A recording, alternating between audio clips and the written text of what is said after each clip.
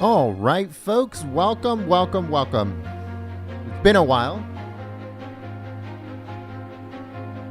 but we're seeing that a lot of people don't pass these types of events, press conferences, press briefings, stuff like that. So we want to get the word out there. Now, this one is about the Republicans talking about the Biden administration's failure to secure the border and how it's hurting the American people. Now, we're going to hear about, we're going to hear from prominent Republicans in the Senate. It should start very soon. We're going to be switching over to the event in just a few moments. Make sure you guys please share the live stream on social media, because ignoring these people is just enabling them to do whatever they feel like doing.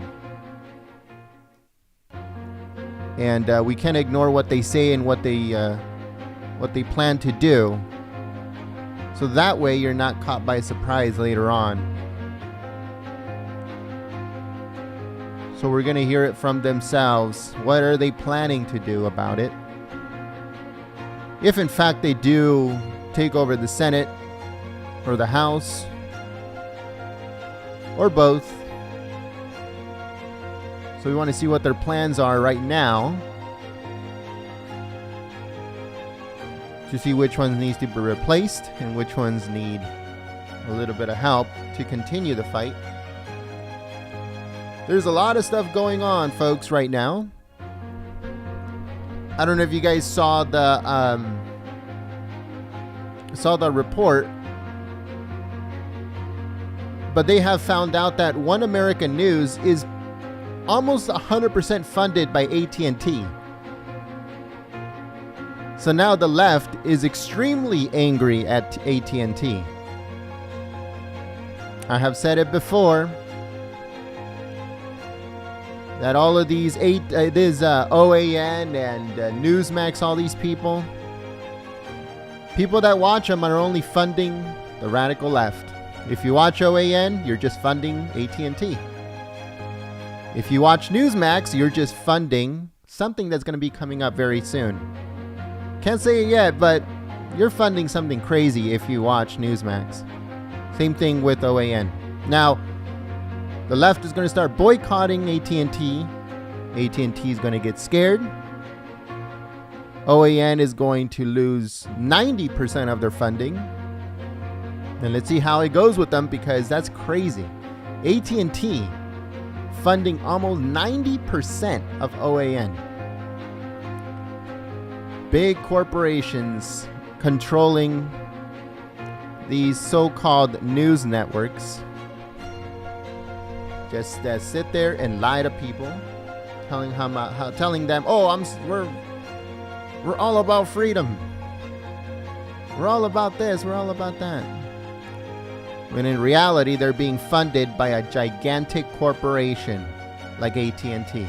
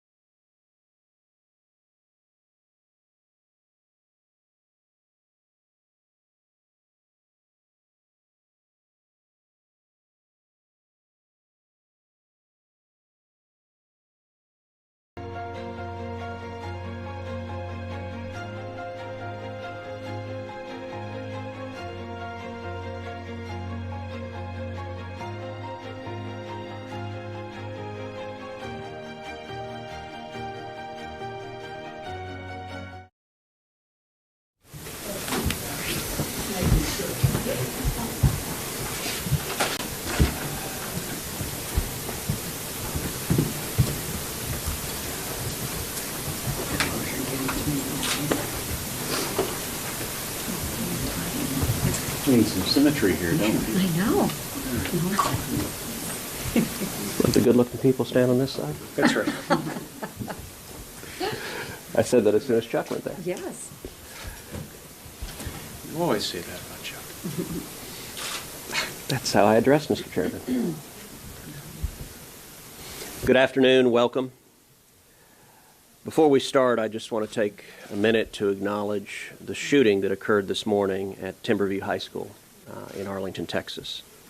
It is a developing situation. Details are still coming out. As we understand from police reports, it appears there are 4 injuries. At present, it appears there are no fatalities. That obviously could change.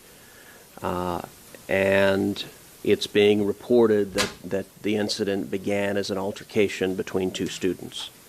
All of those details are preliminary, and as more facts are discovered, we will learn what occurred there. But right now, I know all of us are lifting up in prayer the students and the teachers and the first responders and the parents. And there have been far too many of these at far too many schools, and so we are grateful for the courage and the heroism of the first responders, and we are hopeful that all of the students or individuals who may have been injured will come through and survive. We're here today because of the Biden border crisis that continues to rage on the southern border.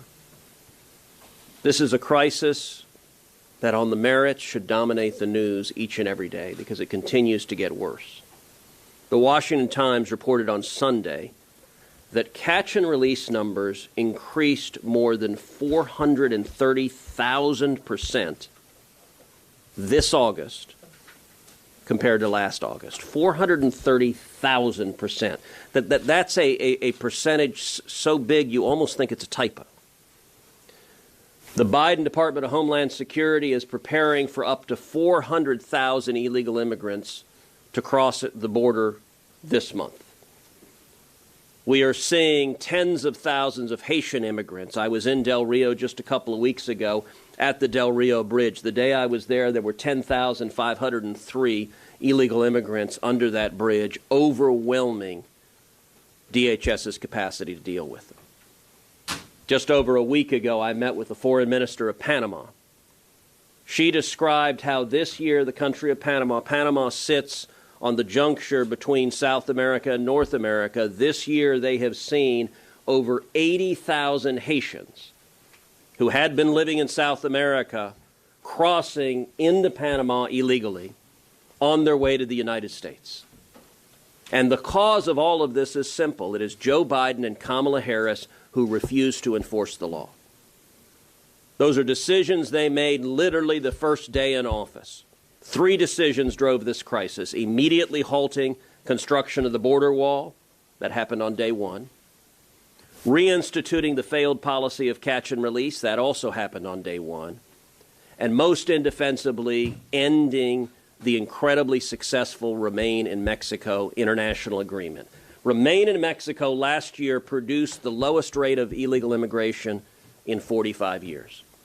This year, because Joe Biden and Kamala Harris refused to enforce the law, have continued to be utterly lawless, we are seeing the highest rate of illegal immigration in 21 years. This is a human catastrophe and disaster. Texas is paying the price. The last couple of weeks, I did roundtables with farmers and ranchers in South Texas who described the chaos of finding dead bodies on their ranch land day after day after day, who described moms in South Texas who described that they wouldn't let their teenage children go outside unless they carried a loaded firearm because there's so many human traffickers and narcotics traffickers crossing across their properties. This is a humanitarian crisis. It's a public health crisis. It's a national security crisis. And right now, Joe Biden and Kamala Harris refuse to do a damn thing about it. Joe Biden won't even go to the southern border. And Kamala Harris refuses to go to the Rio Grande Valley, the epicenter of this tragedy. This tragedy needs to end. And Joe Biden and Kamala Harris need to follow the law. Next, recognize Senator Cornyn. Sorry.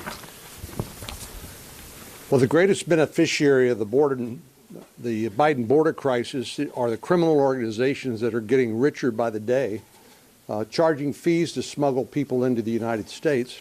And they've learned that if you overwhelm the Border Patrol with unaccompanied children or just sheer numbers like we've seen at the border, that will then open lanes into the United States across the border with which to smuggle illegal drugs. Last year, about 93,000 Americans died of drug overdoses, and they were drugs primarily that come across our southern border. So while the Biden administration is playing checkers on the border, the cartels are playing three-dimensional chess. This is all part of a business model and plan they're using to exploit our laws. The tragedy is that we know that the Biden administration knows what to do. End catch and release. Give people an opportunity to make their asylum claims up front, and those who qualify can benefit from them. Those that can't are sent home. But the problem is now the Border Patrol says there are no consequences to illegally coming to the United States. That means there's no deterrence. And so more and more and more will continue to come. Senator Cruz and I, of course, representing a big border state that's ground zero, we've talked to the Border Patrol over many years about this. And the fact that Haitians showed up is really no surprise to us, because literally, if you have enough money, you can get to the United States from anywhere around the world. Matter of fact, about 150 different countries are represented with the flow of migrants coming across the border. Finally, let me just say, the President's press secretary said Republicans have given speeches but offered no solutions. Well, Senator Sinema, who also represents a border state, along with Henry Cuellar from Laredo, Texas, a Democrat, and Tony Gonzalez and I have introduced a bill called the Bipartisan Border Solutions Act to try to give the administration some place to land if, in fact, they're actually interested in engaging and doing anything about it. So far, all we hear from the administration is crickets. What's happening now just seems to be just fine with them because they have shown no indication of wanting to do anything about it. Senator Grassley. At my county meetings in Iowa, I hear about the problems of the crisis at the border. I hear about illegal immigrants coming to our country. They want the President of the United States to enforce the law. Governor Reynolds is at the border today with several other governors, because this is not a Texas, New Mexico, Arizona, California problem. This is a problem for all 50 states in the United States. And when illegal drugs come into Iowa from across the border, it's because the president isn't enforcing laws. When 15% of the people come across the border that have the virus, it's spreading the virus around the other 50 states. When we get terrorists arrested at the border, it's a national security issue. When we have law enforcement issues with criminals coming across the border, it's a problem for all 50 states. So I'm proud of my governor going to the border to bring attention to it, and other governors down there as well today, because this is not just a problem at the southern border. This is a problem that affects all 50 states, and the President of the United States takes an oath to uphold the Constitution, enforce the laws, and he's not doing it. And he should be doing it, and until he does it, we're going to have a continuing problem. Senator Ernst. Thank you. Just as my senior senator, Chuck Grassley, said, this is an issue for all 50 states. And we hear about it as we're out doing town meetings or visiting in all of Iowa's 99 counties. The reality, because of President Biden's failed policies on the southern border, the reality is that every state is now a border state. All of the issues that are affecting Texas and those that are seeing this sweep of illegals coming across the border, all of those issues are now facing every other state in our union. So whether it is sex trafficking, human trafficking coming over the border, drug trafficking, which the counter-drug officials in the state of Iowa says the majority of those drugs are coming up Interstate 35 through Texas from Mexico, it is affecting us. If it's gun trafficking, illegal gun trafficking, it is coming over the border from Mexico into the United States. All of these issues are affecting our communities and our families. right there in the state of Iowa. Now, it's estimated by the end of this year, we will have seen 2.3 million illegal immigrants. 2.3 million. Put that into perspective, folks. There are 10 states in the United States that do not have a population of 2.3 million people. This is an issue. The Democrats need to acknowledge this is an issue. It's a humanitarian crisis at our southern border. As Chuck Grassley stated, not only do we have illegals crossing the southern border that are trafficking drugs, guns, but we also have terrorists. One former Biden official has stated that with an extraordinary number of people crossing the border illegally, of course, we're going to have rapists. We're going to have those that are terrorists. We're going to have other bad people entering our country. So, folks, President Biden, please wake up. You have to address this situation. Republicans have solutions that we've outlined. It's your time to act. Senator Langford. I have heard for months people in the press say, well, this is the highest number of people illegally crossing the border in the last 21 years. That's about to be updated because when the numbers come in the next couple of days for September, we will exceed the number from 21 years ago. And this will be a record number of individuals that have crossed our southern border. For some strange reason, people still seem to say this is some kind of cyclical event. This is a problem based simply on the policy changes that happened in January the 20th of this year. When President Biden stopped the border wall construction, when President Biden stopped doing enforcement of catch and release and decided they're going to instead just release people into the country and say, show up for a hearing 2 or 3 years in the future and we'll check in with you then. When he dramatically changed the policies of how we handled immigration over the past several years, he actually released into the country millions of people. Here's the challenge that we face now. This administration knows full well how to be able to do this. They know how to be able to finish the wall. The pieces are already sitting there on the ground. We're paying millions of dollars to be able to watch those pieces just sit there in the desert. They know how to be able to finish the construction there.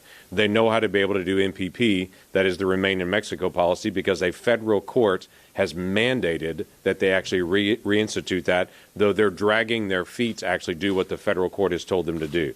This Congress has put forward multiple different options of ways to be able to actually deal with the illegal immigration. But for whatever reason, they're choosing not to enforce the law. They're choosing to ignore federal courts. They will not turn over basic information to us and the numbers when we ask, or it takes months to be able to get numbers and information from them that should take hours that we know full well that they have. This administration is intentionally dragging their feet, and while they say we do not have an open border, the entire country is watching what's happening on our southern border.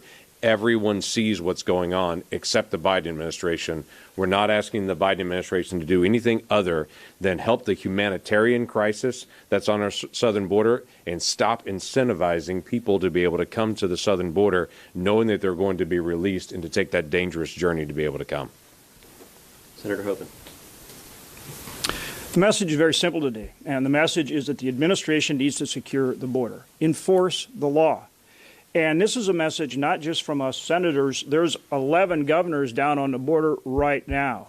And so they're calling attention to this problem. We're calling attention to this problem. We've been down to the border, went with Senator Cruz and Senator Cornyn. There were probably 15 or more of us as senators. We went down to the border to call attention to this problem and said to the administration, secure the border and to support our Border Patrol and Customs and Border Protection. Those people need our help and support as they're working just in very difficult circumstances to do everything they can to do their job, and we need to support them. And I've also been to Central America and South America this year on a bipartisan CODO, and it's very clear the message down there is this is an open border. I mean, look at the numbers. Through September 15th, more than 1.5 million encounters with people coming across illegally. Last year, the entire year, less than 500,000 for the entire year. We're at a pace to exceed 2 million encounters on that border. And the numbers just keep going up. So, look, of course this can be done. Of course this can be done. Enforce the public health order, Title 42, the third Safe Country Protocol, the Remain in Mexico Protocol, build the wall. Contractors right now are being paid $5 million a day to not build the wall. And remember, it's an entire system. It's not just a wall. It's the wall, it's all of the electronics that goes with it, the equipment, and it's the people. Look, we can do this. We've put forward many solutions. The only problem is the administration won't enforce the law. They won't secure the border. From my state, this month we're sending National Guard troops down there at the request of the Department of Defense. So the governors are doing everything they can. The states are doing everything they can. We're doing what we can. The American people need to continue to tell this administration very clearly, secure the border, enforce the law. Senator Marshall. Yeah. Thank you, Senator Cruz. America knows we have a health care crisis at the border, and America knows this crisis was created by Joe Biden, and America knows that Joe Biden wants this crisis. My big concern are just the number of people crossing the border with infectious diseases. We know that millions of people have crossed the border, will cross the border this year. 20% of them are positive for COVID. Twice that many have been exposed to it as well. A third of the people that we're releasing into America are refusing the vaccine. As a senior medical student, I spent 2 months on a medical Christian mission in Haiti. And certainly I was concerned about the largest endemic tuberculosis population in the Western Hemisphere, the poorest nation in the Western Hemisphere. But every morning I got to the clinic, there were 60 to 80 people lined up to see us. And as we saw each one, they would describe the worms that they were seeing, the worms in their feces, the worms in their mouth. Infectious diseases are rampant in these populations. Certainly I continue to feel for the people of Haiti, continue to do mission work through other folks there. I also did mission work in Central America. Again, infectious diseases are rampant. And I can't help but stop and just think about the Afghanistan refugees coming across as well. The highest rate of tuberculosis in that part of the world as well. The only countries in the world still with polio, Afghanistan and Pakistan. I want to do everything we can to show compassion, but at the same time, I was sent here to protect our families from these infectious diseases. America knows that we have a humanitarian crisis on the border, and America knows Joe Biden could fix it. Thank you. Senator Young. President Biden, Vice President Harris, my colleagues on the other side of the aisle in the United States Senate and House of Representatives, secure the border, enforce the laws of the land, keep the American people safe and secure during a global pandemic and during a heightened risk of terrorism. Do the right thing. Show some leadership. The President of the United States campaigned as a steady hand, someone blessed with competence, the most qualified person in the United States of America to be President of the United States. And yet we have this situation. We have this situation where we have open borders, where there's an international perception, accurate, that one can fly to our southern border and walk right on in. There's also a growing perception that Democrats in Congress, as so many have advocated, just might slip an amnesty provision into a partisan reconciliation bill.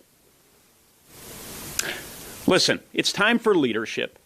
I will be fighting, my colleagues will be fighting hammer and tongue against this complete abdication of leadership moving forward. I visited the border in May, and I was just struck by the human dimension to all of this.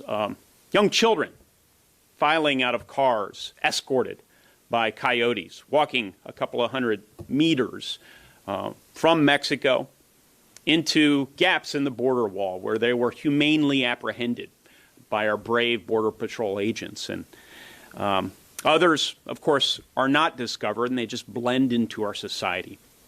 But ultimately, so many of these individuals end up trafficking drugs, trafficking persons, trafficking young children, and that impacts the life of all Americans, certainly impacts the lives of Hoosiers. I have not seen the situation on the border this dire since I served along our southern border as a United States Marine in the mid-1990s. And I have to say, the situation has grown so alarming, so bad, that we even have a number of prominent Democrats who are starting to make their voices heard. Of course, the mayor of Del Rio, Texas, recently spoke out, and he asked President Biden to lead, to get control of this situation, to do his job as our commander-in-chief, as our chief executive. So I say once again, I plead with the president, with our vice president, with my Democratic colleagues here in the Senate and the House of Representatives to stop the insanity. Senator Capito. Thank you. I want to thank Senator Cruz for pulling us all together. You can see there's a lot of interest because this does impact every single state in the union. No state is not a border state. So I have a little bit of different perspective and statistics as I look at this issue. I agree with everything that's been said, but I am the ranking member on the Appropriations for Homeland Security. So we always hear that setting your budget, setting your spending priorities, shows your priorities as a nation, shows what you believe in and what you think is important. As we look at the Homeland Security bill as it's coming forward in an appropriation for this single year, number one, no wall funding. And I had heard the statistics that contractors are being paid $5 million a day to not build the wall. We've heard the stories of fences down and gates down and all of that where people are just walking through. But there is no increase, along with the defense budget, no increase in the Department of Homeland Security and in the DOD budget. So what does this tell you? This tells you that it's not a priority, that it's not a priority for this administration to get more agents, to get more wall, more defensive mechanisms to protect our border. And that, to me, shows that what we learned during the campaign and what we've seen as I've talked to Mayorkas and also to Ortiz, who's head of the Border Patrol, is that they didn't have a plan. And I'll take Ortiz out of that conversation and just say the administration, they didn't have a plan. They keep throwing their hands up saying, this is somebody else's fault. It's October, and the numbers are skyrocketing. It's obvious we have an open border. It's obvious by the thousands, tens of thousands of Haitians that were in the Del Rio Bridge where 11 babies were born during that period of time, that there is no plan. And so I want to say a great thanks to Mr. Ortiz, who's head of the Border Patrol, for trying to handle a very difficult situation. These are heroes that we have on the border trying to handle what has basically been no guidance, no effort to rein in, and no way to help and support our Border Patrol face these. They sent 2,000 agents down to Del Rio. These are agents that are disrupting drugs that are coming into West Virginia. These are agents that are making sure that the lawful commerce can go between our borders. These are agents that are away from their families, away from their own duty stations to fill in what was characterized as an emergency. And we've got another one coming. We know that. So I would implore the president and the vice president to act. It's important to my state of West Virginia. It's important to the nation. It's important to the people who are trying to get here legally. Where are they in this conversation? They're barely even discussed. So I want to thank you again for pulling us together. Thank you. Senator Scott. So I want to thank Senator Cruz for putting this together. I'm from an immigration state. We like immigration, but we like legal immigration. Floridians don't want people to come here illegally. They want people to come here legally. Now, if you just think about the numbers for a second, we're going to have about a little over 2 million people come here illegally this year. Think about that. By the end of this year, 1 out of every 150 people in this country will have come here illegally this year. 1 out of every 150 people will have come here illegally this year. I mean, that's staggering. So you look at my state. We have more fentanyl coming in the state. Talk to sheriffs all across my state. But here's something I found fascinating when I was governor of Florida. There was a refugee issue when I was governor. I talked to the Obama administration, Biden administration, and they told me I had no right to any information about any refugee that was coming into my state. No vetting information, no healthcare information, no criminal background, where they were from. They said, as the governor of Florida, I didn't have any right, and law enforcement didn't have any right. That's wrong. If we're going to bring in refugees in this country, our governors, our mayors, all of our law enforcement needs to have all the information so they can take care of their communities. We'll do a couple of questions. Senator touched on this a little bit, but most of these migrants are not being medically checked for COVID. Are you concerned about a spike in diseases that have been eradicated in the past? Well, I think Senator Marshall addressed that at considerable length, and I'll let him elaborate on it momentarily, but it is a very real problem. When I was down in the Rio Grande Valley a couple of weeks ago, the Biden cages that have on a typical day about 4,000 people crammed in on top of each other, the rate of COVID positivity when I was last there was about 24%. And the Biden administration is releasing illegal immigrants who are COVID positive into every community across the country. They're releasing them into South Texas. Just McAllen alone, this year the Biden administration has released over 7,000 illegal immigrants into McAllen, Texas, who were COVID positive. To put that in perspective, the population of McAllen is about 141,000. 5% of the city of McAllen consists today of illegal immigrants with COVID that Joe Biden released this year. It is a crisis. It is dangerous. The Del Rio Bridge, when I was there, they weren't testing anybody. They had no idea who had COVID and who didn't.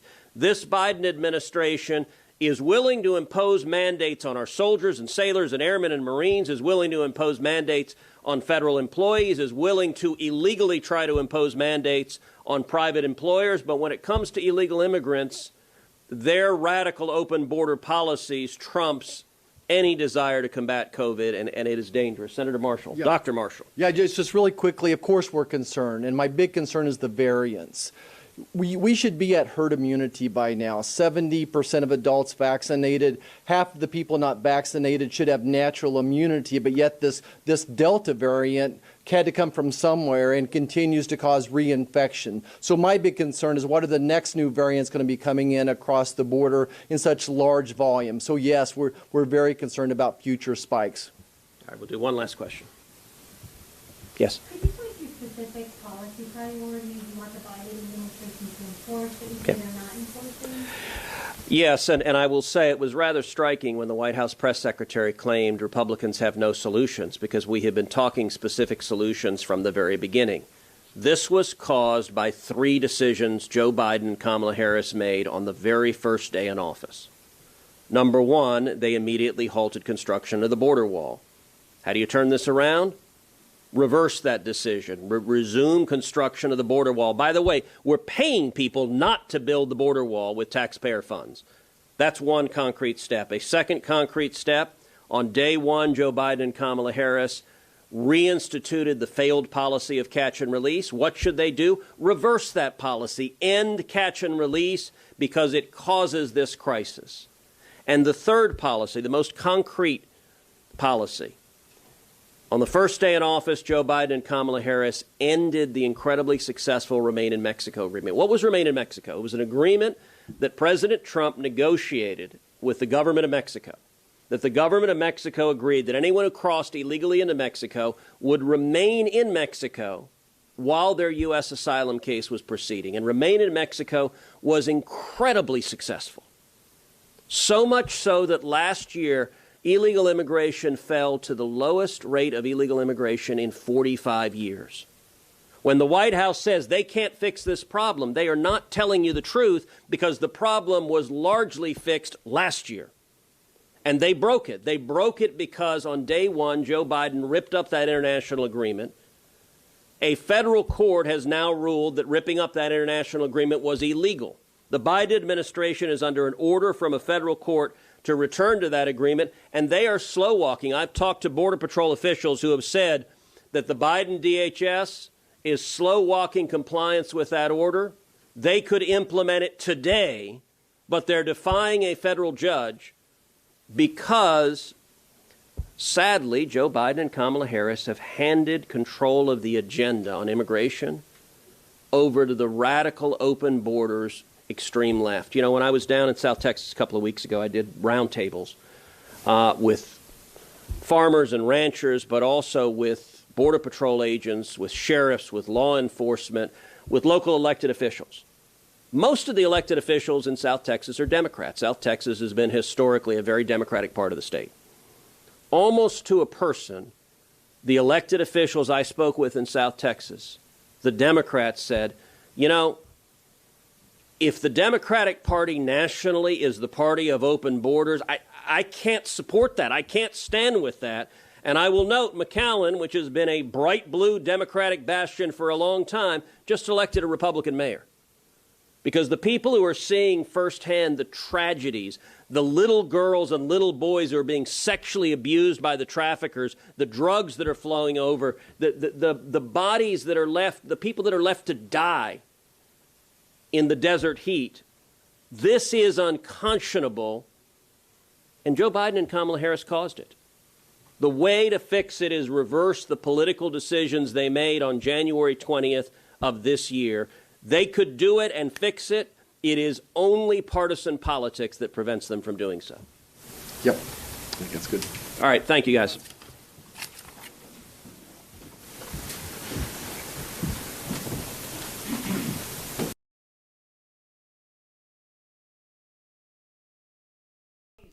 All right, folks, thank you so much for joining us here at Golden State Times.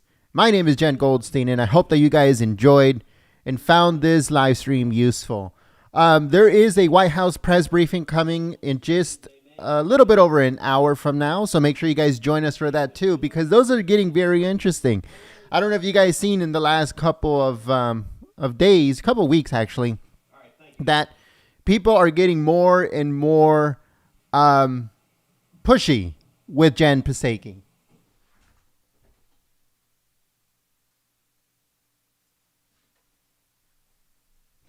So we're going to start streaming it. We're going to have the hot mic before it just to see what they're talking about in the background. The reason why we haven't done it for a while now is because, you know, there was not that much attention to it. Nobody really wanted to see it, which in reality to us, it doesn't really make much sense.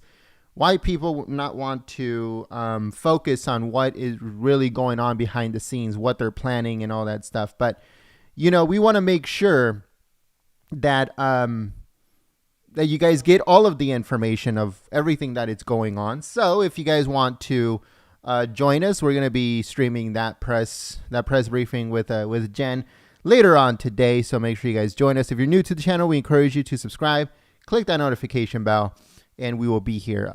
So also, we're going to be uploading news regarding OAN being funded 90% by AT&T, the same company that owns CNN. So OAN is playing the right at the same way CNN is playing the left. Someone made a very good comment earlier in the chat that said something in the realm of big corporations are funding both sides, kind of like back in World War II, where huge corporations funded one side at the same time they were funding the other. And now they're doing the exact same thing, but with news networks.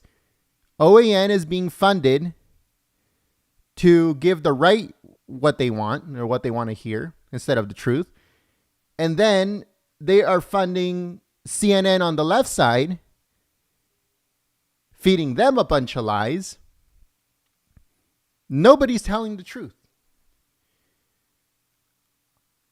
No one is telling you exactly how it is, except us. We're not funded by huge corporations. We don't get advertisements by that pillow weirdo guy. Or we are not funded by absolutely no one. We don't get money from corporations. We don't get money from advertisements. We don't get money from anything. Nobody pays us nothing. Nobody controls us. I can come up here and tell you how it is, because I would rather tell you the truth and you hate me than to feed you lies and to sell you lies so you can like me. That is always how it's going to be here at Golden State Times. I'm never going to change. Just like I put on Twitter.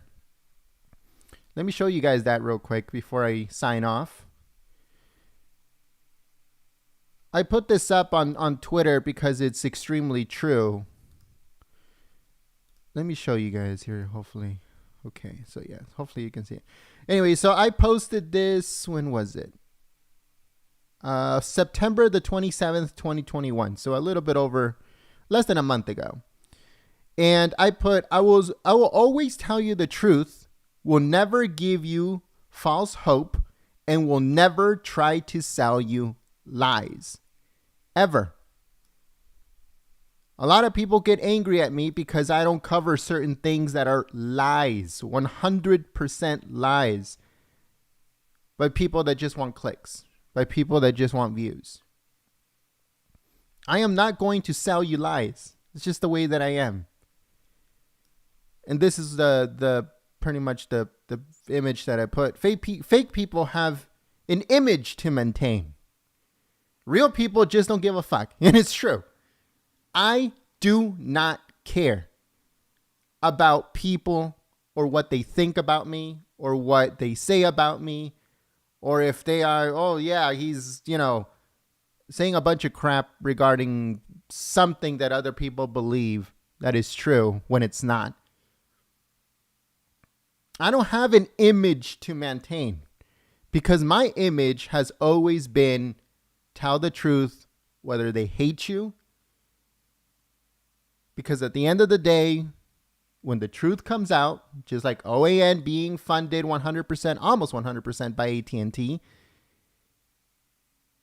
hopefully people are able to notice like, oh crap, this guy was right. And then hopefully I can get you to come over to Golden State Times and get your news. Slow and steady wins the race, I guess. But one thing that I have to reiterate to everyone, I will always tell you the truth. I will never give you false hope. And I will never try to sell you lies in any way, shape, or form.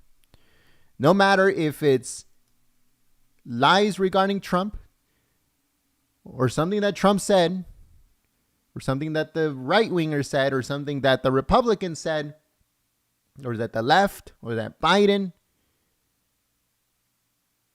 it does not matter because the ultimate thing should always be the truth. Thank you so much for listening, and I will see you guys on the next one. Like I said, I'm also live streaming the White House press briefing with Jen, so make sure you guys join us. Thank you so much, folks, and we will see you very soon. Peace.